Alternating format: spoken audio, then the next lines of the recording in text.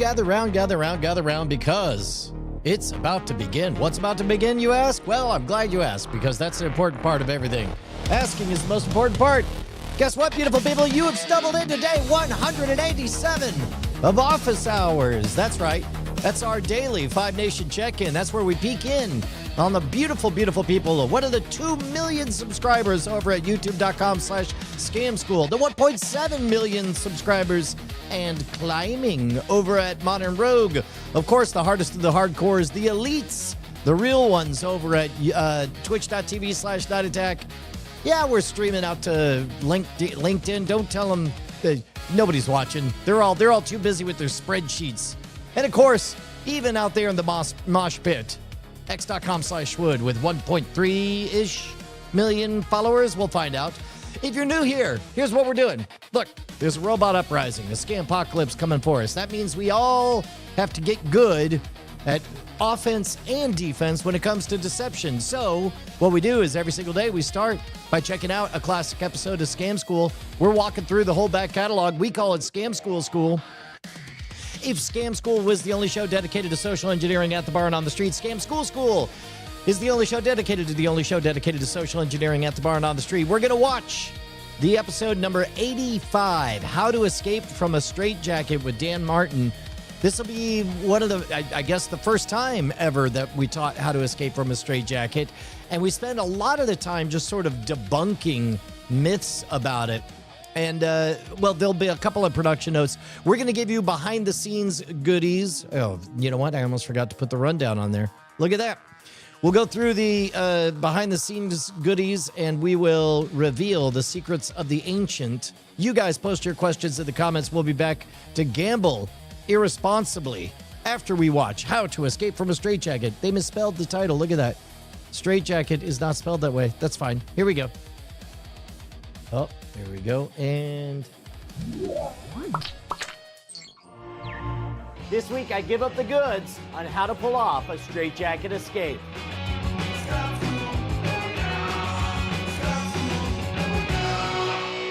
This episode of Scam School is the bastard love child of Gamefly and Netflix. Welcome to the only show that can hold its breath for 3 minutes straight under hot lava. Scam School, the only show dedicated to social engineering at the bar and on the streets.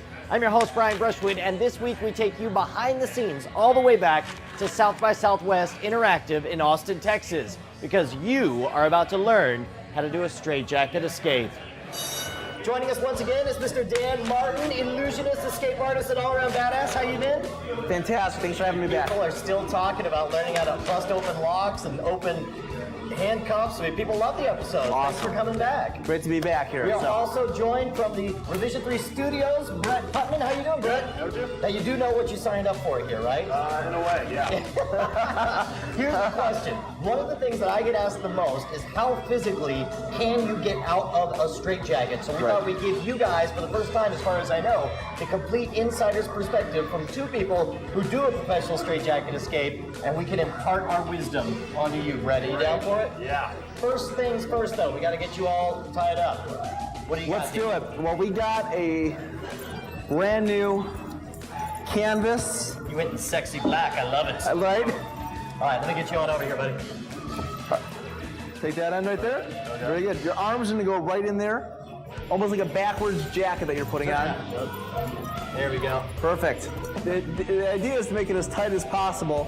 You're a skinny bastard, Brett. You're not claustrophobic, are you? No. Good. Good. You got it? All right. Yep, good. Turn around. Arms. This is the arm strap there. We'll make that nice and tight. Now there's one last strap. Paper, rock, scissors. Oh, Brian's doing it. Okay. Yeah, are you kidding? Right down there. Okay. Nice. It's okay. You didn't want children. All right, I tell you what. You're a very good sport. You hang out here. Do your best to try to get out. We're going to debunk some myths and legends about straitjackets. First, is there such thing as tricky magic shop, easy to escape from straitjackets? Absolutely. Yes, okay, and they come from where? I guess magic shops, right? That's I'm brilliant like that. So how do you tell the difference? What do you know? What's different about the tricky magic shop ones? You know, a lot of them look just like the regular The real ones thing. that are out there, except, you know, they'll have like hidden pockets or, trap doors or like secret handles or Velcro straps. Yeah. So I think giving it a good once-over, hands-on should actually help you figure that out. Second of all, is it true that straitjackets are designed to be completely escape-proof? Nope. No, they're not. Third myth, is it true that you need to dislocate your shoulder to do the straitjacket escape? No. It's killing you to say it, I know. It is. This is what the magicians love, because we all want to be Mel Gibson. Right, lethal weapon. Yeah. Slam it up against the wall, screaming in pain. And if there's one thing magicians are good at, it's taking credit for crap they didn't actually do. Right. Right. So you don't have to. The way I describe it is that you got to do two things. First of all, you got to be very flexible. That is true. And second of all, you can't be claustrophobic. Not at all. It will freak you out. You had a third element that you mentioned. Yeah, the third element is you just have to have the guts to actually do it, because being confined, regardless if you're not claustrophobic or you have one, it takes guts to actually try it and pull it off. Right. Yeah, it's familiarity. You got to be familiar with, just like you have to make that leap of faith to do the jack-o'-lantern or the human chimney, you have to get familiar with the actual president. You're being very patient, Brett. Are you ready to find out how to get out? Yeah, I am. Yeah. All right. Well, we're going to let you off the hook. First, we have to thank our sponsors for Scan School. All right, let's talk about GameFly. You like games, I like games, and GameFly is the largest online video game All rental right. service that offers you the choice Yeah, no, it's interesting. First of all, you can tell that Straitjacket a little bit big for Brett, a little bit loosey-goosey. I'm glad he didn't just figure out how to get out on his own all at once.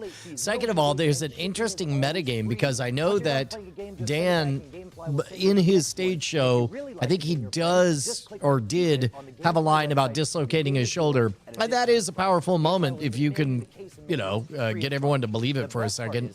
But to Dan's credit, I was like, "Hey man, I'm not going to BS everyone. We're gonna tell them the truth as best we can." And he was there for it, so it was really great. So it is true, there are a bunch of different ways to escape for straitjackets, right? There's Right. different order of operations, but specifically, I always try to describe for people what the moves are I'm doing, but the problem is you can't see, because some of it happens inside the jacket. Right. But you have a rather inventive solution that you propose. I do. At first there was teaching the handcuffs, and we had the clear cutaway cuffs. Yes. I thought if we're teaching straitjackets, we have This the is clear, brilliant. I can't.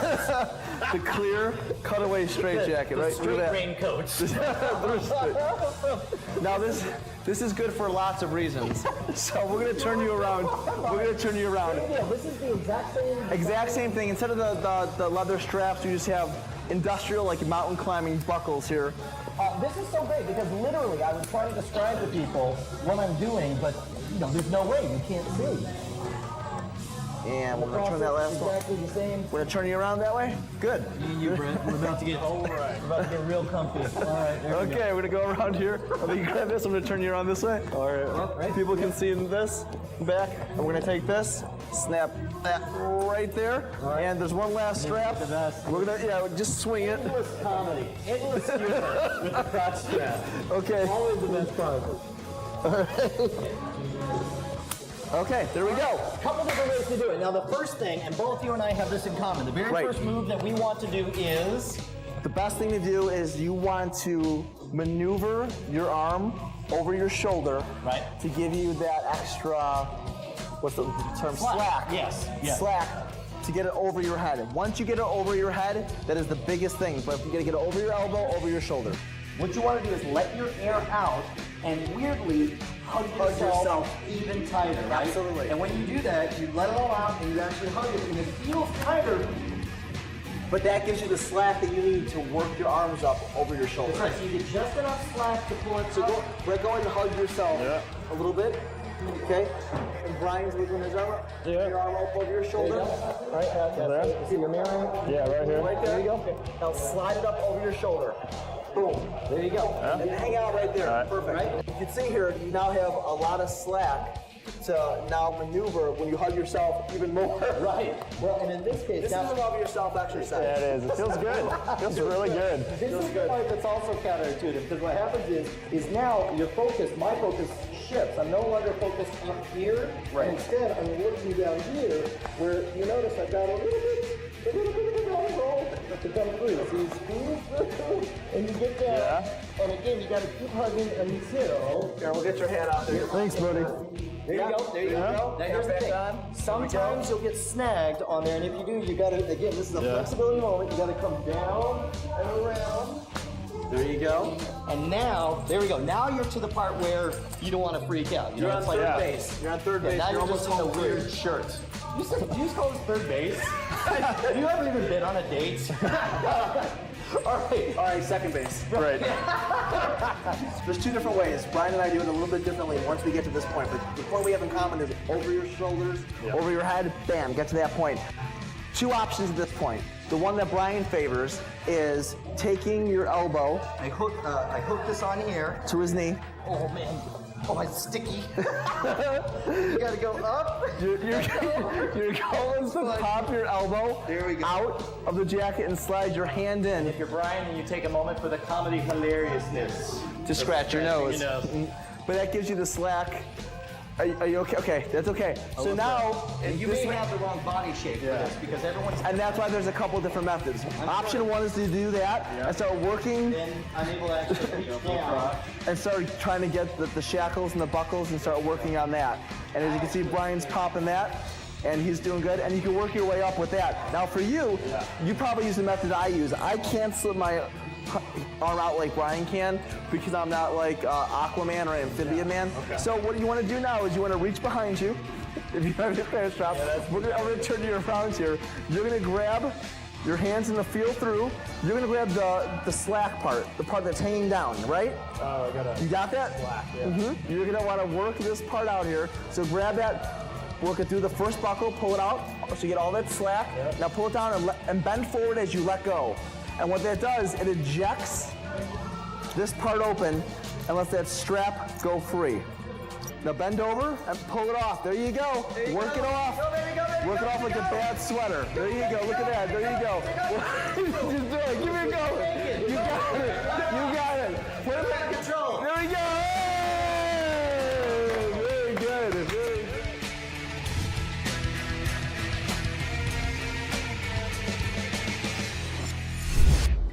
All right, let's talk about your Netflix homework. Oh man, I'm so curious. What will? Boy, that's hilarious. That Lethal Weapon 2 is the is the homework. I'm curious what the C block is. What do you guys think? To dislocate your shoulder in order to escape from a straitjacket. In fact, let's run with the theme of misinformation in movies by checking out the Tony Curtis flick from 1953, Houdini, where they actually Not a bad changed bit, not a the bad ending of integration. Houdini's life and had him die on stage. It's kind of ballsy. Both of these movies are available right now at Netflix.com. If you don't have a Netflix account, head on All over right. to Anyway, guys, did you know that Netflix is a thing? That's incredible. I can't believe it.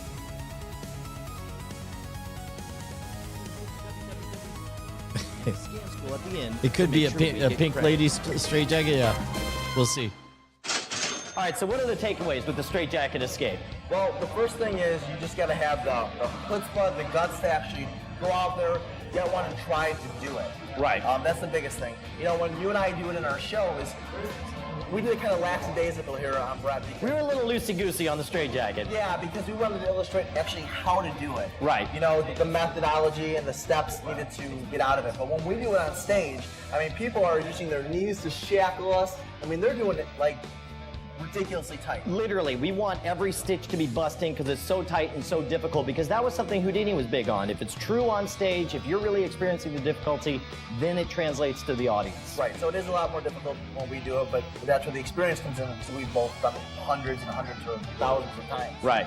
So, yeah. Second of all, people are probably wondering, well, where can I get a straitjacket to start practicing? Yeah, well, online is the best source, you know, and it's not cheap like thumb cuffs or the handcuffs. It's going to cost some money. A couple $100 in most cases. $100, but it's a fun thing to bust out at a party. And my best recommendation is to find a couple friends that are around your size. Yep. And go in on one together. Yeah, it would be a lot of fun. $40. It's a fun time to go out and do. Couple of quick notes though. Since 1995, and I was surprised you didn't know this, the FDA, Food and Drug Administration, has started regulating the sale of legitimate straitjackets. So you can't buy them direct from manufacturers. You have to have a doctor's note, or you have to be a medical reseller in order to get a hold of them. Right. I actually found a medical reseller that didn't mind selling to me. I don't know that they really knew the law. But but as you mentioned, you can find real ones on eBay, or you had an innovative solution. How did you handle it? Yeah, you know, there was a company out there, I can't remember their name, but they custom make straitjackets. So you can put custom made straitjacket right in eBay and see what comes up, and there you go, you're gonna find it right there. Awesome. Well, this is cool because everyone out there now has an inside intellectual perspective as to what makes it possible, sort of debunk some of the myths about straitjacket, but hopefully people realize that it's still really freaking hard. It is, it's the real deal, and that's why we both have it in our show, and it's a great time. Right on. Appreciate it, Dan. Thanks, It's good Brian. seeing you again, man. You too, man, thanks. As always, huge thanks to Mr. Dan Martin for helping us out with this episode. Head on over to his website at martinmagic.com, where I'm sure he's up for some award at this very minute. By the way, if you want to suggest your favorite bar scam, write me directly at brian@revision3.com. If you want to join us at the boards, we're at scamschool.tv, where coincidentally you can see all of our episodes right back to episode 1. If you're doing the Twitter thing, follow the show at twitter.com/scamschool, or follow my goofy adventures at twitter.com/schwood. Next week, we're going to be learning a secret of the pros, how a thimble in your shoe can improve your dart game. But first, I've got a cricket game to get to. Who plays cricket now?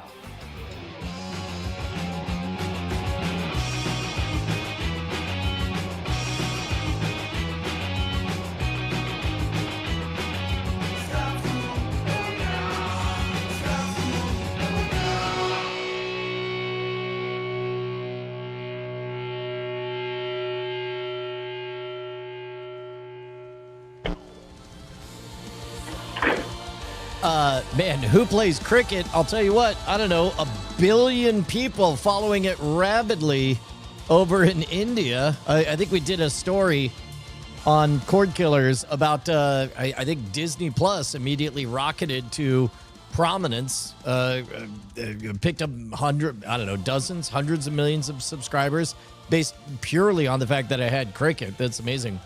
Solid episode. It's a little bit inside baseball. I give Dan and I -0.5 point for playing more defense than we should. But again, this is a different time. The audience isn't necessarily on our side just yet at this time. But shouts out to Brett for being such a good volunteer.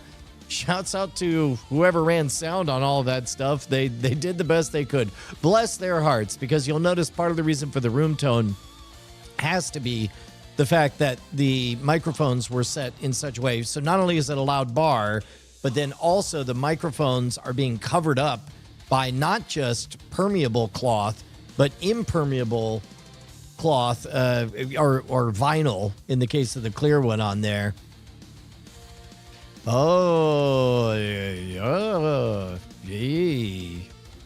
There's a secret answer to your question, Curtis Hoffman, if I'm following you just right. At any rate, a solid episode. If you guys are new around here, one of the miracles of YouTube is that messages go both ways. And so in a moment, we're about to start replying to ancient old comments. But for now, here we go. Let's just do this. Whoop. There we go. We're going to place your bets. Head on over to guessattack.com. guessattack.com. And you'll find something like this. Let's do this. Let's do guessattack.com. This episode was part of the initial data dump of dozens of episodes, or I guess nearly 100 episodes, populated the channel at its genesis. And some of them got discovered and took off. Others of them did not. We've seen as low as 4,500, as high as 1.4 million. So place your bets. What's your guess? How many people eventually ended up seeing this one? There we go. Hey, there it is. First off, we got BioCow at 132,547. G. James B, 142,400. Interesting. Kuro Metariku comes in at 14,501. Bantarat taking the under at 14,000. Joey666 taking, I believe, the highest at 150,000. Matt York at 15.5. Argyle Gargoyle at 44.4. Curtis Hoffman at 50,000. And James Cobalt at 53,702. And the actual number of views from How to Escape from Misspelled Straitjacket is 142,313. Oh, wait, we got a leaderboard now, too.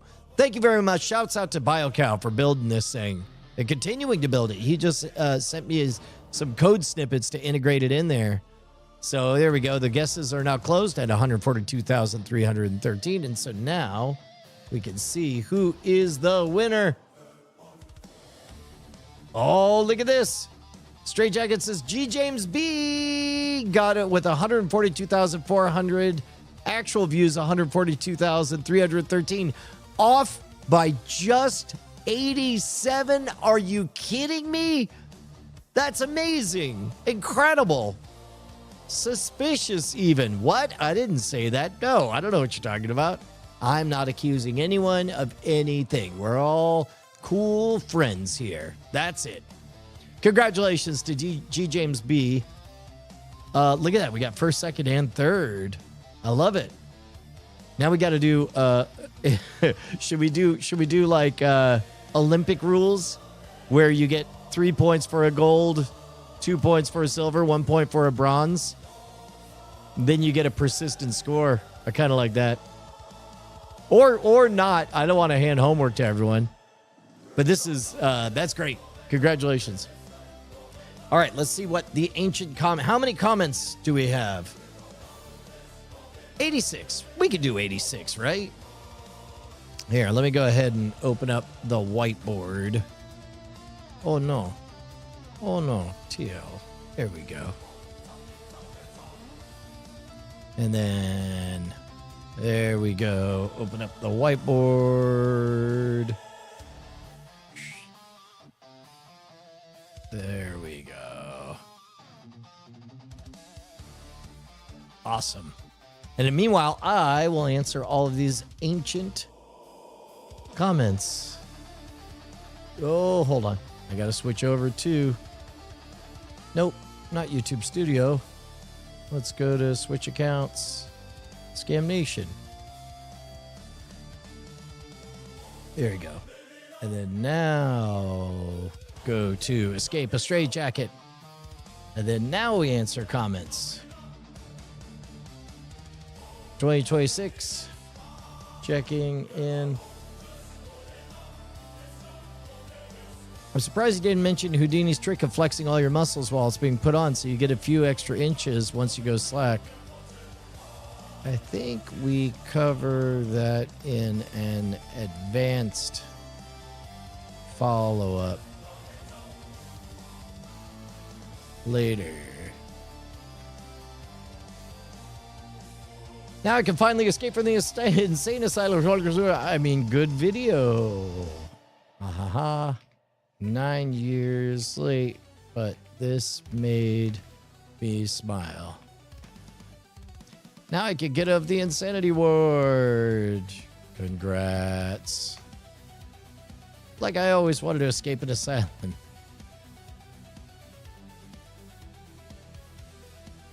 Free food and room there.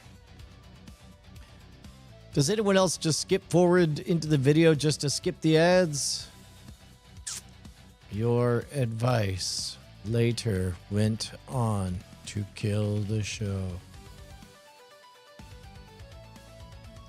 Sad.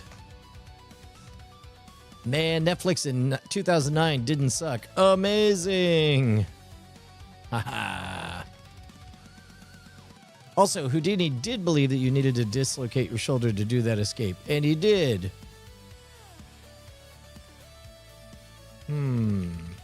I have no doubt that he said that, but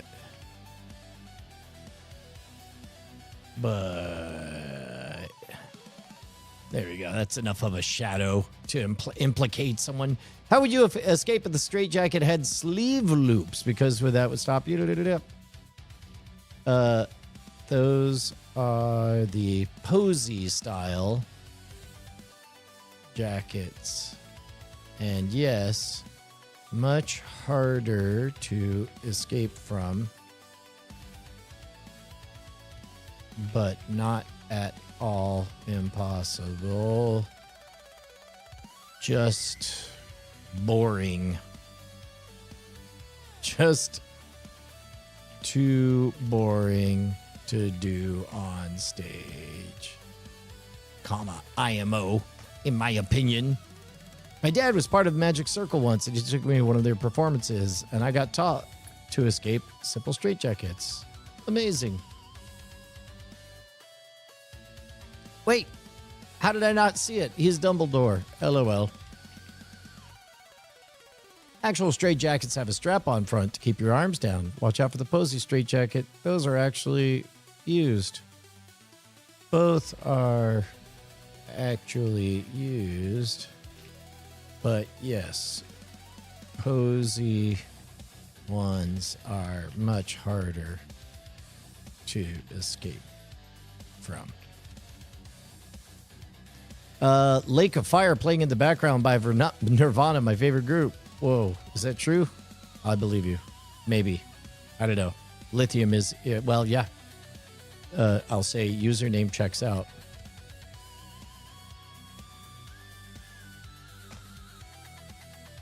Been wanting to know forever. Thank you. Hooray. Brian's voice reminds me of Rigby, Benson, and Mordecai's voices combined. I am thoroughly okay with this. I am very okay with this. Good show. Jolly good show. Yes. I doubt I'd ever find myself in one. You never know. They should have raced. Fun idea. We're not taking pitches at this time. Now I can finally go home. LOL. I saw him do this live in person. Amazing. Thank you. Was called off at 9:04. Came back a few hours later wondering, what the hell was I watching? The straitjacket was invented in my city. What?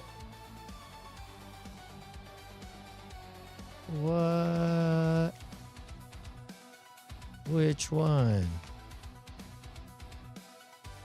The clear one is easier because you can't tighten it. Accurate. But harder because vinyl sticks. Wow, Gamefly. Haven't seen them in a while. I think they're around in some version. Let's see. Haha. They should have the strongest man in the world on there and see how he does it if they had, because they had him on the show before. Yep. That'd be a treat. Oh, really?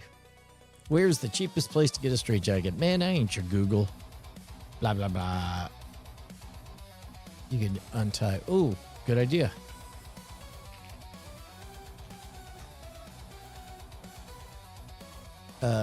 I have to find a place that sells them. Cool. I swear I hear Sympathy and the Devil in the background. Cool. Where can you buy one? Where can you buy everyone that don't air this in prisons. That's hilarious. Where did you get one? Where do you get one? Where do you get one? Where do you get one? Okay. Before starting the video, this is always so funny to me. I mean, look, when comments like this show up, like, that's an indication of the job the audience wants to do. And if you don't hand them that job, they need a job. And in this case, wouldn't it be a better show if there was a little bit of a narrative nudge to say, hey, before we begin, lock in your stuff. Like, what do you think awesome commenters, there's a place for that. And that's clearly they want a job, just like at a stage show. There's a moment that you want to clap. I remember Justin had jury duty when we learned all about how that process went. Somebody gave a big opening performance, and Justin wanted to be like a supportive audience member. And as a jurist, he literally felt the urge to clap, and it was weird that he couldn't clap at the story. DB Miller 19 says, from the Straitjacket to the Human Crazy Straw videos you guys have released, I was shocked to learn just how much it's exactly what you think. Yeah, there is kind of an interesting push-pull between what your mental map will project onto it versus the visceral reality of seeing it. Sometimes it is exactly what you fear, but it's just not as terrifying as one might think. Sometimes it is as terrifying as one would think. But there's that. Hey man, let's take a look at this trailer. Let's court demonetization. Let's court content ID stuff. Because I put on the agenda. Yeah, here we go. We responded to comments. There we go. So I saw this thing come along. Oh, there we go. This popped up on my feed. We're going to watch it. We're going to break it down. I think it's highly Modern Rogue adjacent content because obviously we don't get to choose when and where we get imprinted upon. But man, I can tell you what, 1982 was a hell of a year. You've heard me say it before. In 1982, 3 things happened. Number one, objectively, the very best man on the run procedural, Knight Rider, was created. Also, the very best Star Trek show, Star Trek II, The Wrath of Khan, was released. And in 1982, Chris Costello created a little font called Papyrus, but that's a different video. For now, let's take a look at this Knight Rider Declassified. It's a documentary about my favorite time. As a matter of fact, this is relevant because on Cord Killers, we're rewatching all of Magnum PI, and it is peak. This time period is peak. Check this out.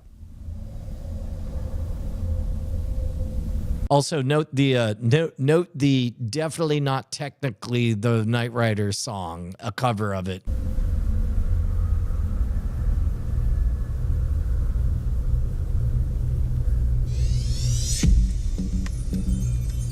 Television in the 80s was absolutely the cash cow for all the studios.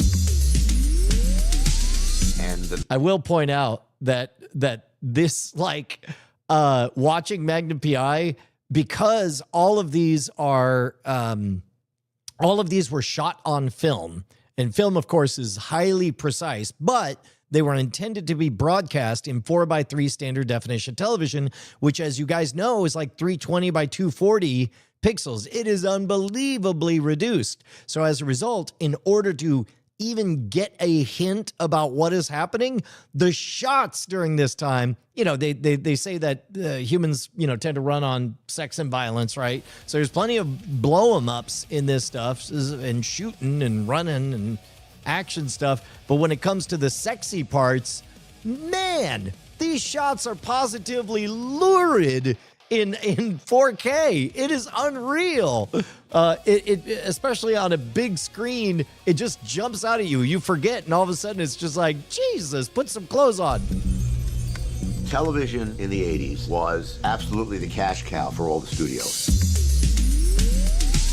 And the number one thing was action. It's part of the job. It's called show business. You put on a good show, you get good business. We had so many shows that were action-oriented that were trying to do the same thing. All right, man. Look, so here's the thing. Half of my excitement rewatching these for Cord Killers has been just watching them in production vision, like going out to Hollywood and meeting the people who do all this stuff. So many fascinating things, like from the culturally shared fibs in terms of safety. Did you know that anytime because ethically you can't kill an animal for a TV show. But it turns out that if you need, let's say, a dead rattlesnake, they find a lot of roadkill. Now, to my eyes, I can't see any tire treads on this dead rattlesnake, but since it's illegal to kill them, I just have to assume that's literally what happened. So out of the cold frozen cooler they come. I assume they were in the cold frozen cooler just to preserve the body from decaying.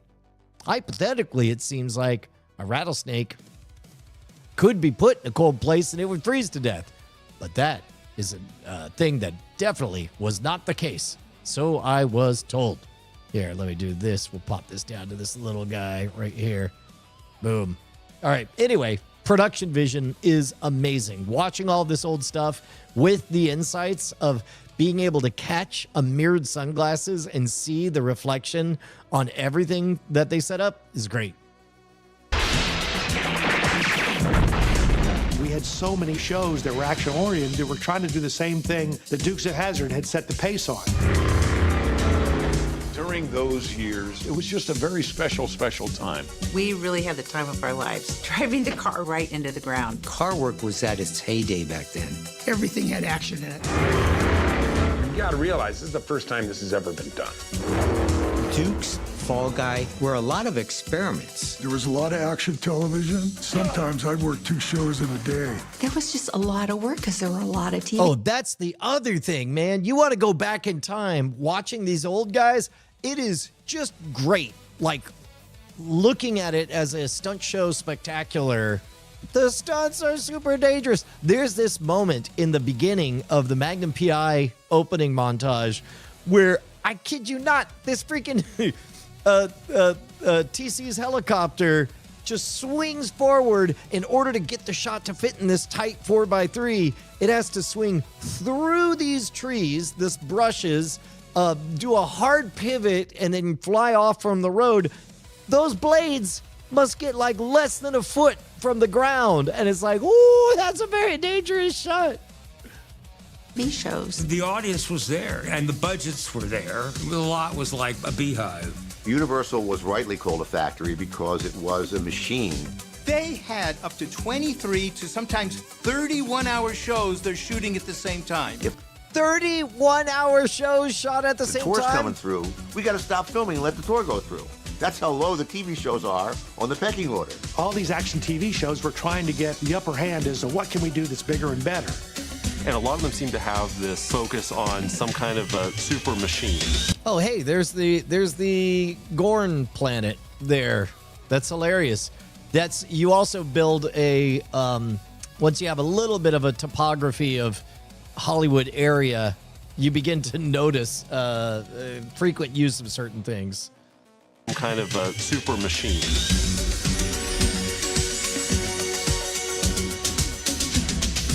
Knight Rider was like a rocket that took off and did not stop.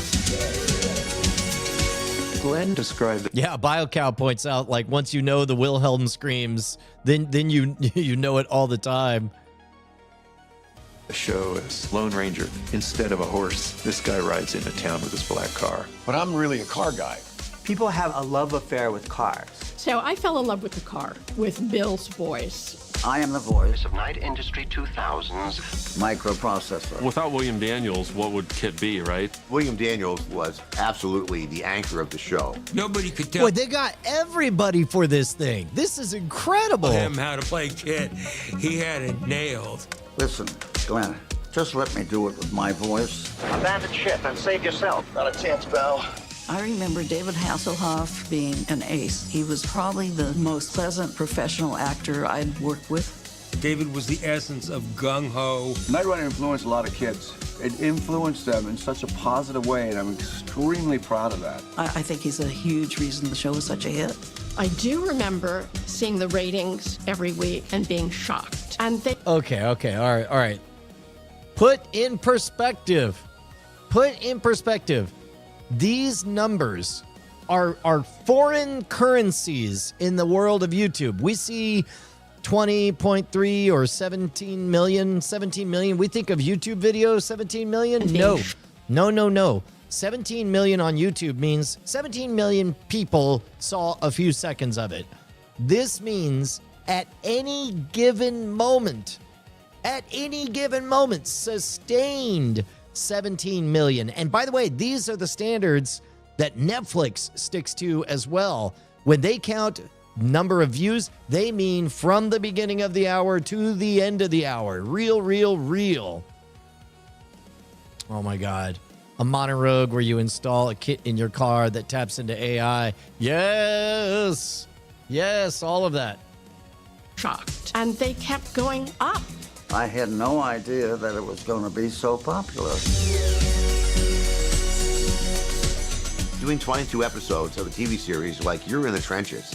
People don't understand there was no CGI. When you saw Kit jump over that stream, it did.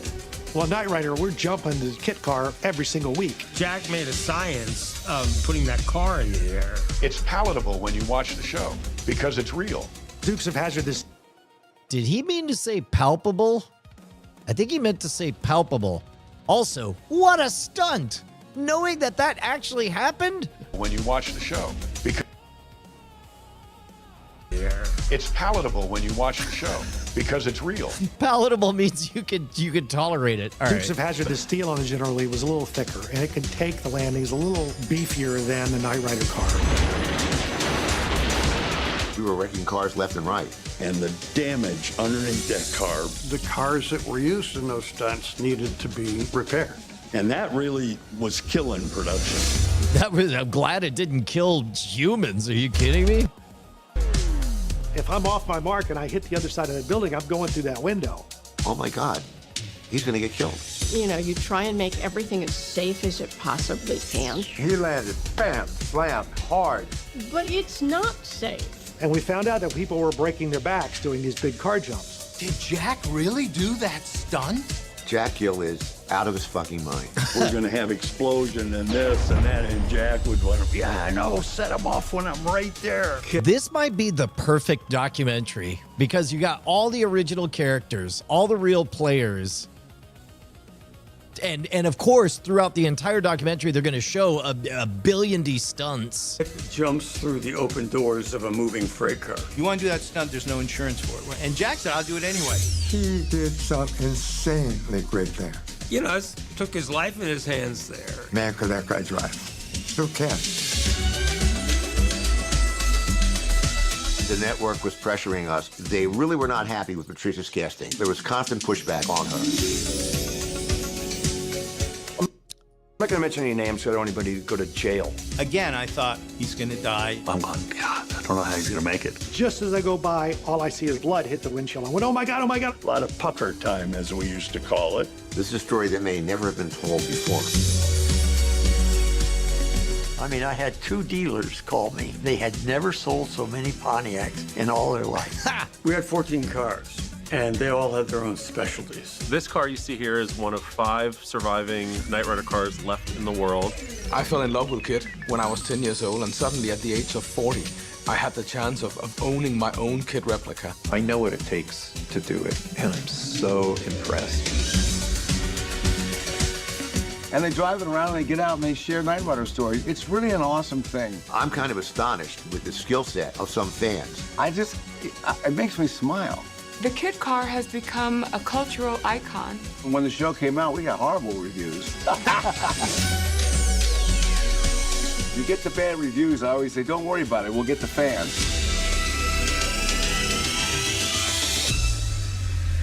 All right, BioCow, no backsies. They got the hose. That's what you said. For a limited time. Where? Oh, wow. KnightRiderDeclassified.com. Whoa. The new 5-part documentary. Am I just going to buy a documentary at KnightRiderClassified.com? Let me see this. That's incredible. KRD Classified. I would love it if, there we go. Yeah, this is probably the same thing, right?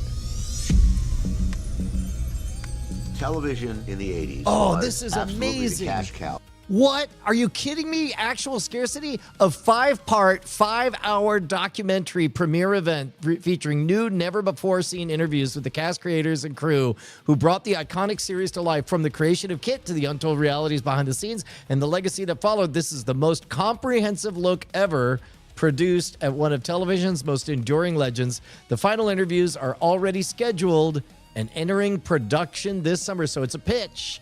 Continuing to expand the Knight Rider legacy, this limited edition Blu-ray will only be available here. Never sold anywhere else, never reissued. What a bold claim. This is so metal. It's refusing to play in the Amazon ecosystem. It's refusing to say eventually it'll be easy in streaming. No, it's going to be difficult. You're going to have to find a Blu-ray player. Are you kidding me? This is amazing. When it's gone forever. Wow. Look at that. And they did, man. They got everyone. They got Daisy Duke. They got Luke Duke. They got Bo Duke. They got William Daniels. They got the voice of Kit. They got David Hasselhoff. Wow, wow, wow. Coming soon questions. All the writers and producers on here. What is happening? The stunt people? Pre-orders with perks close August 2nd or while supplies last. Wow. Yeah, dude.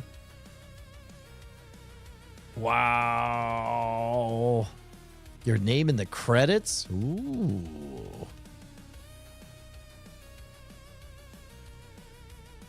Whoa. This is great. Extremely limited. Associate producer credit. Producer credit. Be interviewed and featured in the documentary alongside the cast and crew. Oh, that's interesting.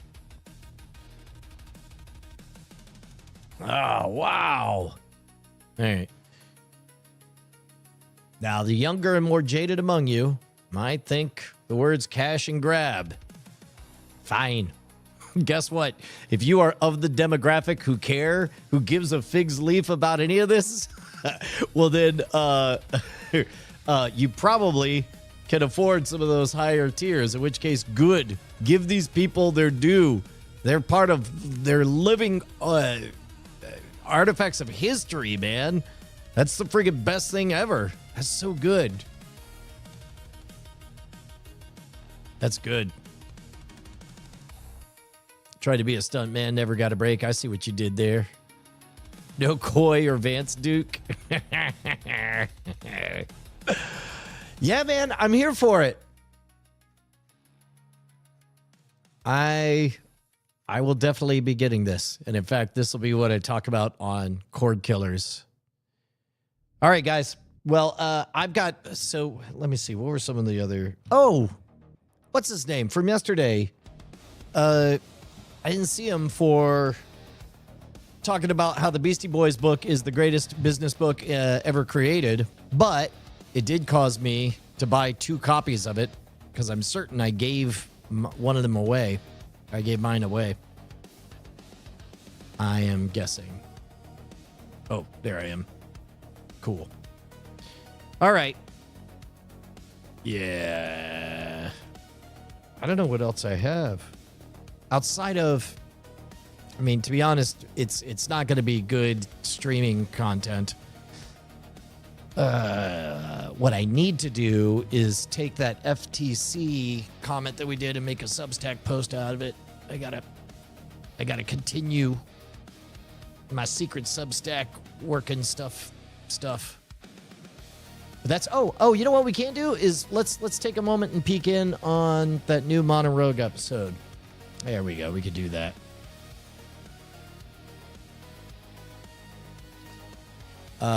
First of all, that's a fine. It's getting to be a fine.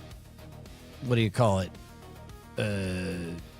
Thumbnail engine that I'm cooking up. Let's do switch account. Oh, no. No. I don't want that. Well, sure. Why not?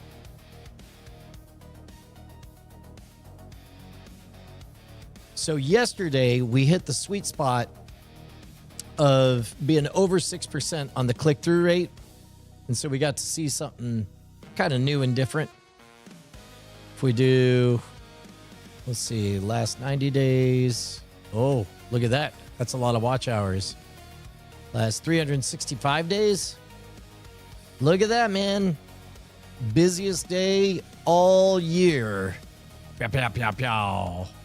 And if we all go out to lifetime, I think. There we go. We get to pre-pandemic. Yeah, look at that. So this is pre-pandemic times here. Pandemic changed up the programming block, but look, last time we hit this territory, we'll see how the numbers look tomorrow.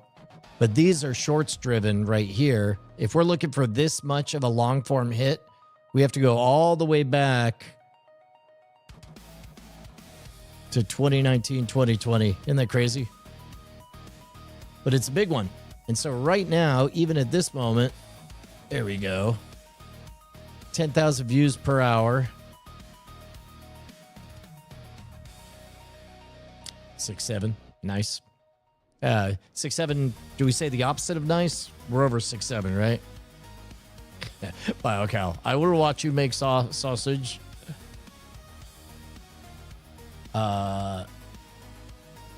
So what we care about is the velocity. So this click-through rate is down to, it's still over 5. So I think we're going to see an okay amount of push. This drop off is what happens when, yeah, look at that. In the first minute when nobody has clicked yet.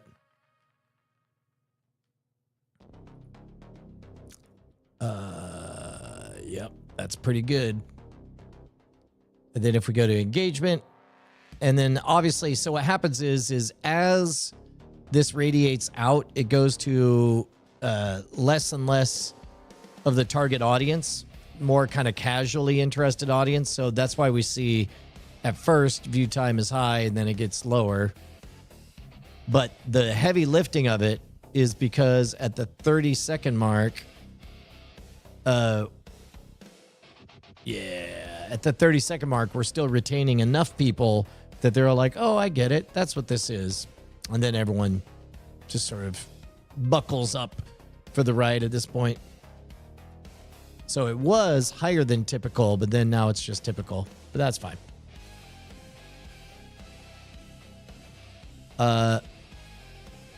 Yeah.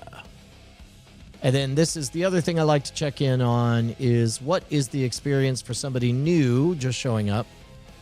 We'll set this to content type videos. And then this is what I look for. So somebody onboards with this video. The next one they get served up is making a kaiju scream, which is good goofing around. And then they get, if they're on the radio track, then they're going to get another radio-related episode. Blockbuster is a good one. Tack's a great one.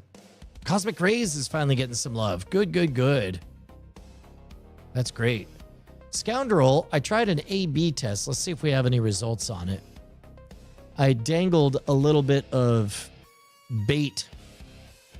Nope. I made a Dungeon Crawler Carl riff. We'll see if either of these get open at all. But it looks like... looks like those are not helping yet. But I only did it yesterday. So we'll see. All right, on. Cosmic Rays came out pretty good, I thought. Congratulations, Charles Rubach, on your clean gutters. Yep. And then finally,